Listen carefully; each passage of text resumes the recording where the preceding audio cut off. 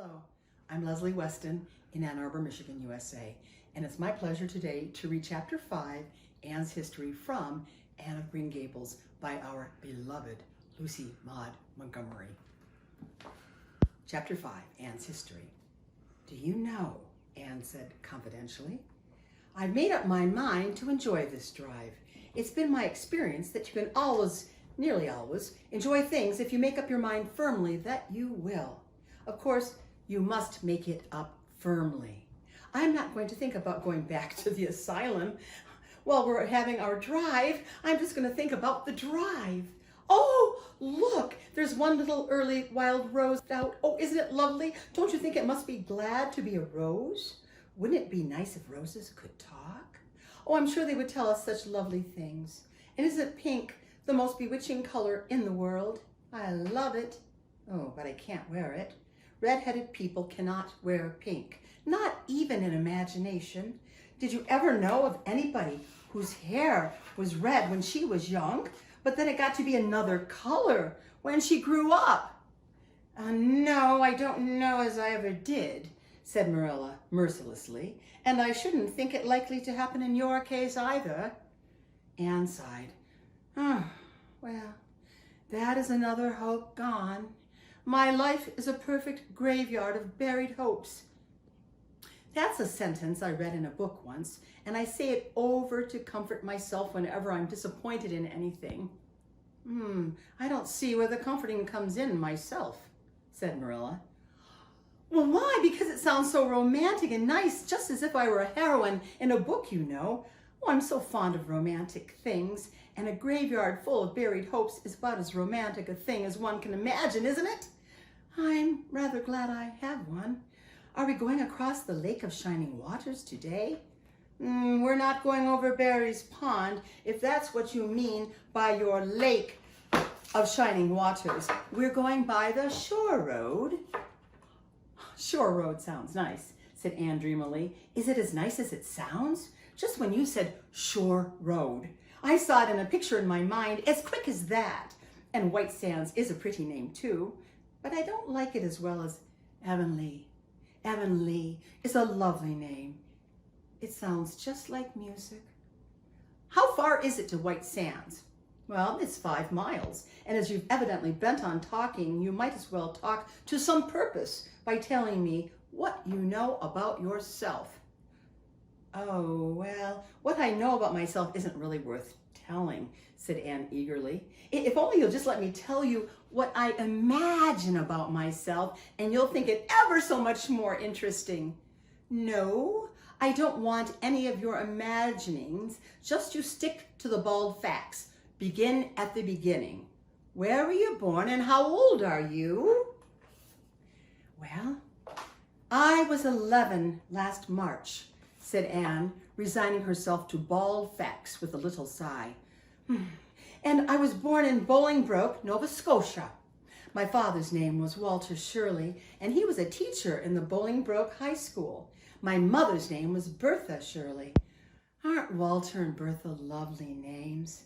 Oh, I'm so glad my parents had nice names. It would be a real disgrace to have a father named, well, let's say, Jedediah, wouldn't it? And I guess it doesn't matter what a person's name is as long as he behaves himself, said Marilla, feeling herself called upon to inculcate a good and useful moral. Well, I don't know. Anne looked thoughtful. I read in a book once that a rose by any other name would smell as sweet, but I've never been able to believe it. I don't believe a rose would be as nice if it were called a thistle or skunk cabbage. I suppose my father would have been a good man even if he had been called Jedediah, but I'm sure it would have been a cross. Well, my mother was a teacher in the high school too, but when she married father, she gave up teaching, of course. A husband was enough responsibility. Mrs. Thomas said they were a pair of babies and as poor as church mice. They went to live in a teeny-weeny little yellow house in Bolingbroke. Now, I've never seen that house, but I've imagined it thousands of times. I think it must have had honeysuckle over the parlor window and lilacs in the front yard and lilies of the valley just inside the gate. Yes, and muslin curtains in all the windows. Muslin curtains give a house such an air. I was born in that house. Mrs. Thomas said I was the homeliest baby she'd ever seen. I was so scrawny and tiny and nothing but eyes, but that Mother thought I was perfectly beautiful. I should think a mother would be a better judge than a poor woman who came in to scrub, wouldn't you? I'm glad she was satisfied with me anyhow.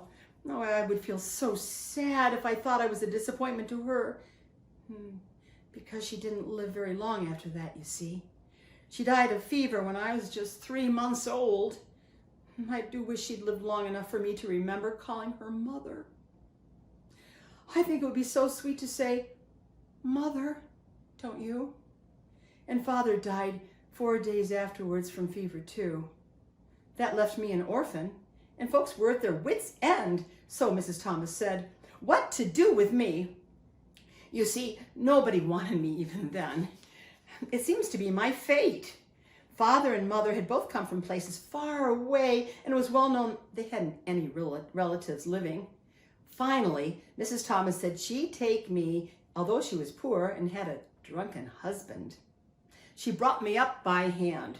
Do you know if there's anything in being brought up by hand that ought to make people who are brought up by that way any better than other people?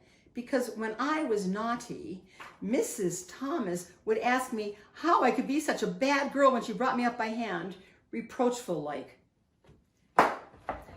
Mr. and Mrs. Thomas moved away from Bolingbroke to Marysville, and I lived with them until I was 8 years old. I helped to look after the Thomas children. There were 4 of them younger than me, and I can tell you they took a lot of looking after. Then Mr. Thomas was killed falling under a train, and his mother offered to take Mrs. Thomas and the children, but she didn't want me. Mrs. Thomas was at her wit's end, or so she said, what to do with me. Then Mrs. Hammond came up from the river down, and then she said she'd take me, seeing I was handy with children, and I went up the river to live with her in a little clearing among the stumps. It was a very lonesome place. I'm sure I could never have lived there if I hadn't had an imagination. Mr. Hammond worked a little sawmill up there, and Mrs. Hammond had 8 children. She had twins 3 times. Well, I like babies in moderation, but twins 3 times in succession is too much. I told Mrs. Hammond so firmly when the last pair came. Oh, I used to get so dreadfully tired carrying them about. Well, I lived up the river with Mrs. Hammond over 2 years, and then Mr. Hammond died and Mrs. Hammond broke up housekeeping. She divided her children among her relatives and she went to the States. I had to go to the asylum at Hopeton because nobody would take me.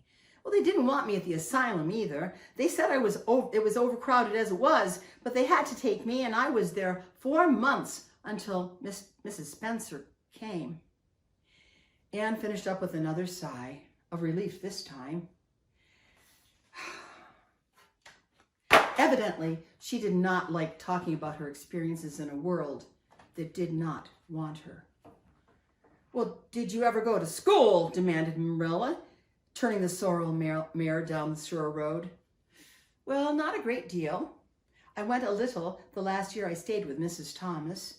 When I went upriver, we were so far from a school that I couldn't walk in the winter, and there was vacation in the summer, so I could only go in the spring and fall. But of course I did go while I was at the asylum, and I can read pretty well, and I know ever so many pieces of poetry off by heart. The Battle of Hohenlinden, and Edinburgh after Flodden, and Bingen on the Rhine, and lots of The Lady of the Lake, and most of The Seasons by James Thomson. Don't you just love poetry that gives you a crinkly feeling up and down your back? There is a piece in the 5th Reader, The Downfall of Poland. Oh, it's just full of thrills. Of course, I wasn't in the 5th Reader. I was only in the 4th. But the big girls used to lend me theirs to read. Were those women, Mrs. Thomas and Mrs. Hammond, were they good to you? Asked Marilla, looking at Anne out of the corner of her eye. Oh, faltered Anne. Her sensitive little face suddenly flushed scarlet, and embarrassment sat on her brow. Oh, well, they meant to be. Oh, I know they meant to be just as good and kind as possible. And when people mean to be good to you, you don't mind very much when they're not quite always. They had a good deal to worry about them, you know. It's very trying to have a drunken husband, you see. And it must have been very trying to have twins 3 times in succession, don't you think? But I feel sure they meant to be good to me. Marilla asked no more questions. Anne gave herself up to a silent rapture over the shore road, and Marilla guided the sorrel abstractedly while she pondered deeply. Pity was suddenly stirring in her heart for the child. What a starved, unloved life she had led, a life of drudgery and poverty and neglect, for Marilla was shrewd enough to read between the lines of Anne's history and divine the truth. No wonder she'd been so delighted at the prospect of a real home. Oh, it was a pity she had to be sent back. What if she, Marilla, should indulge Matthew's unaccountable whim and let her stay? He was set on it, and the child seemed a nice, teachable little thing. Well, she's got too much to say, thought Marilla, but she might be trained out of that. And there's nothing rude or slangy in what she does say. She's ladylike. It's likely her people were nice folks. The shore road was woodsy and wild and lonesome. On the right hand, scrub firs, their spirits quite unbroken by long years of tussle with the gulfed winds. They grew thickly. On the left were the steep red sandstone cliffs, so near the track in places that a mare of less steadiness than the sorrel might have tried the nerves of the people behind her. Down at the base of the cliffs were heaps of surf-worn rocks or little sandy coves inlaid with pebbles, as with ocean jewels. Beyond lay the sea, shimmering in blue, and over it soared the gulls, their pinions flashing silvery in the sunlight. Oh, isn't the sea wonderful, said Anne, rousing from a long, wide-eyed silence. Once, when I lived in Marysville, Mr. Thomas hired an express wagon and took us all to spend the day at the shore 10 miles away. I enjoyed every moment of that day, even if I had to look after the children all the time.